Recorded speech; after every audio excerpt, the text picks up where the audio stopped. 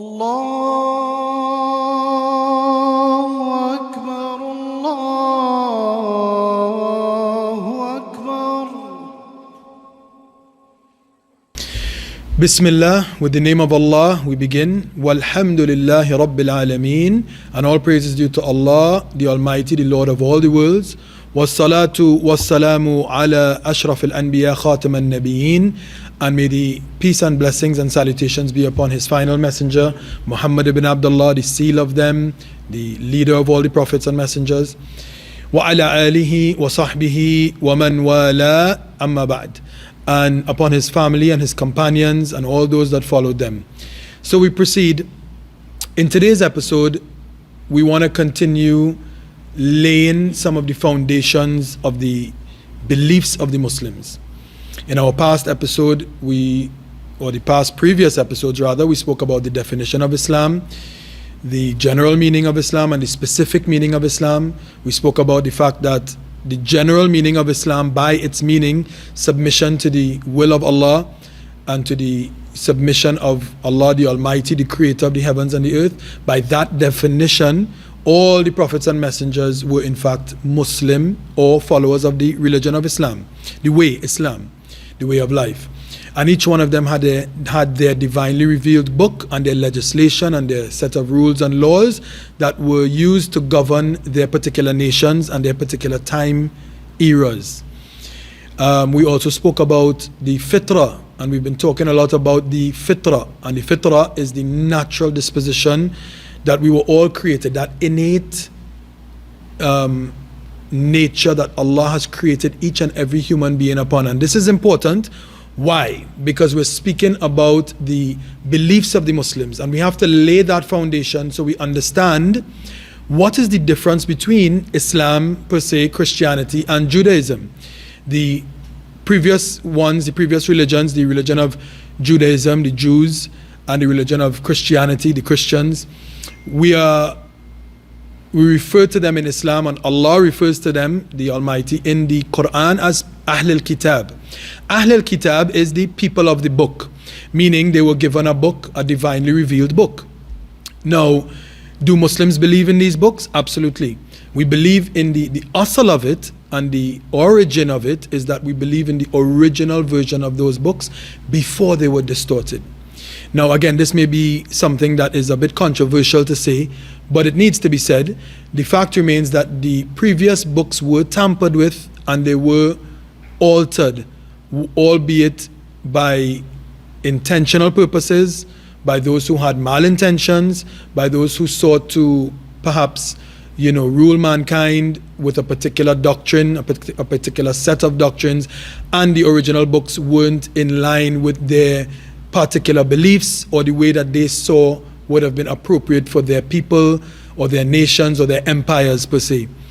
And you can do your own research on this. The scope of our talks is not to cover these points. However, I can give you some references. There's a particular professor, and he's a non-Muslim. His name is Professor Roy Casagranda. He's a professor at the University of he's lectured at the University of Maryland. He's a political scientist and a historian, and he's lectured at in Austin, Texas, in the Community College of Austin, I believe it is. And he's a very well-grounded, well-researched professor. There's a particular lecture, you can look it up on YouTube. It's called How Islam Saved Western Civilization. And again, he's non-Muslim, so his biases are not towards Islam per se, but he speaks facts. He speaks facts about how many of there were 30 books originally, for example, in the Bible. 26 of them were taken out in what was called the Council of Nicaea in the year 325 of the Christian era after Christ, as they say, in the Gregorian calendar, when Emperor Constantine came together and gathered all the about 318 scholars and decided that they would alter certain texts to make the religion of Christianity at that time more palatable and more easy for the Roman Empire to practice, because at that time the majority of the Roman Empire was already Christian. So again, that's not the scope of this lecture, but just so you understand where Islam stands, why Allah kept sending prophets and messengers. Allah sent prophets and messengers in each era, because each time the people, for example, in the time of Moses, Musa alayhi salam, the people turned away from the religion of Musa. So Allah sent Isa alayhi salam, Jesus, and so on and so forth. And then in the time of Jesus, and the time coming up closer to the time of Muhammad sallallahu alayhi wasallam, Christianity had already been distorted and the books had been distorted. So we as Muslims, we believe in the original texts of the Bible. It's called the Injeel, the Gospel of Jesus. We believe in the original book of Musa. It's called the Torah or the Old Testament. But the Qur'an has come to seal all of that. The Qur'an has come to rectify all the so-called things that were changed and all the things that were manipulated in these books. 26 of the books of the Bible were taken away, and they were actually discovered by an Egyptian farmer. I believe it was in the year 1999 or 2009. I can't remember the exact date. But again, you can do your research. And the Egyptian Orthodox Church revealed this 26 books that were taken out from the original Bible. So, and they only kept 4 of the Apocryphas, or 4 of the Gospels, which of course you know as Matthew, Mark, Luke, and John. Anyway, again, that's not the scope of our talk. We're talking about the beliefs of Islam. Now, Allah tells us in His book, in the Qur'an, the final revelation, what we mentioned last week, He said, فطرة الله التي فطر الناس عليها لا تبديل لخلق الله. That the fitrah which Allah has determined, upon which He created and molded all of mankind and created all of mankind upon, that natural inclination towards justice, towards worshipping one God, towards all the universal morals and things that we as human beings hold to be morally sound and correct, the sound religion. Allah has created every human being upon that. And He says at the end of it, لا تبديل لخلق الله. You will not find any change in that. In other words, no matter what types of shades of darkness and misguidances that come to us in our environment and by our parents and our nurturing, that will never change innately. It is always there. So much so that even the atheists, even and the most staunch people who claim they don't believe in a God per se, you will find that somewhere deep down inside they have this belief, and it's unavoidable.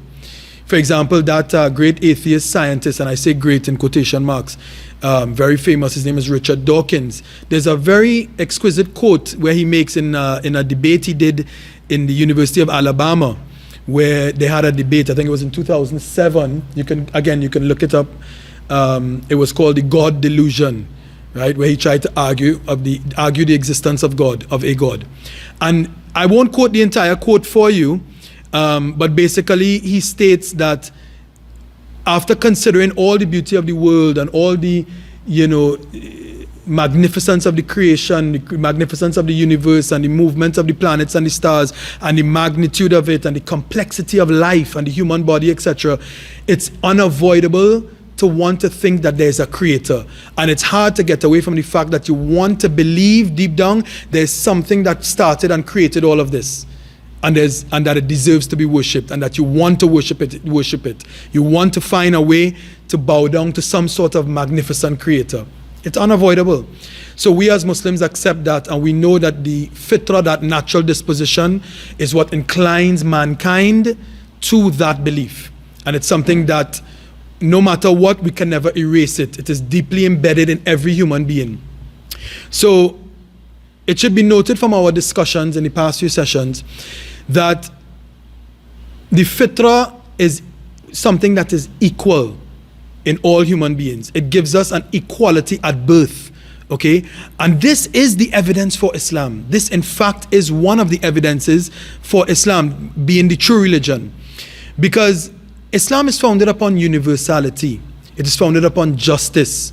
It is both a lie and an injustice, my fellow viewers, to claim, and I'm going to state a few points here for you that it's important for you to recognize. It's an injustice, let me repeat that, and it is a lie, it is a great lie, to claim that, number one, that there's a secret group or chosen, favored group of people on earth who will be guided, or who are the favored people by God. That's the first fallacy, or first misnomer, or first lie, I should say, or falsehood, merely because of their lineage, or because of a particular caste, or even because of a particular race. All right? Secondly, it is also a great lie that we say that all humans are born sinful, or with a burden of sin that they can only rectify, or that they can only, or for some sin that they did not commit, and they can only be saved by some blood sacrifice. This is injustice.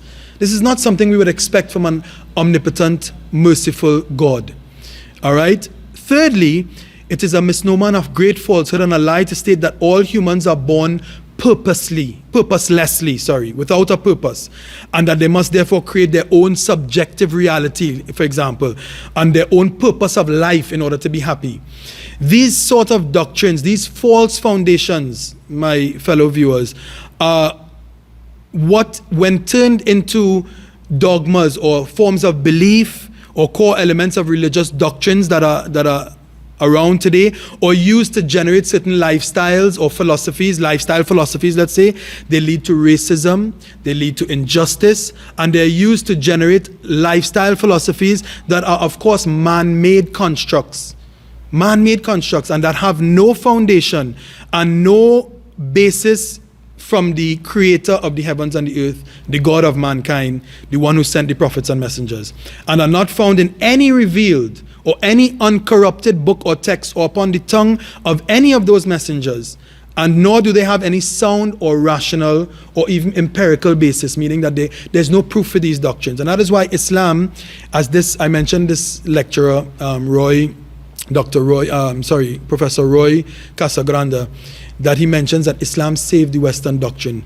What you know as the Renaissance, the great revival of the sciences and the arts and all the different things from algebra and math. Every time you do algebra in school, or you do some sort of math or geometry or optics, all of these things came from the Muslims because of the fact that the very scientific theories that were used were based and founded in the fact that these Muslim scientists went out looking to prove the existence of Allah, and not to prove the existence, but rather to strengthen the belief in the existence of Allah, and to reconfirm and to confirm and to corroborate the fitrah, the natural disposition of Allah, disposition that we believe in Allah.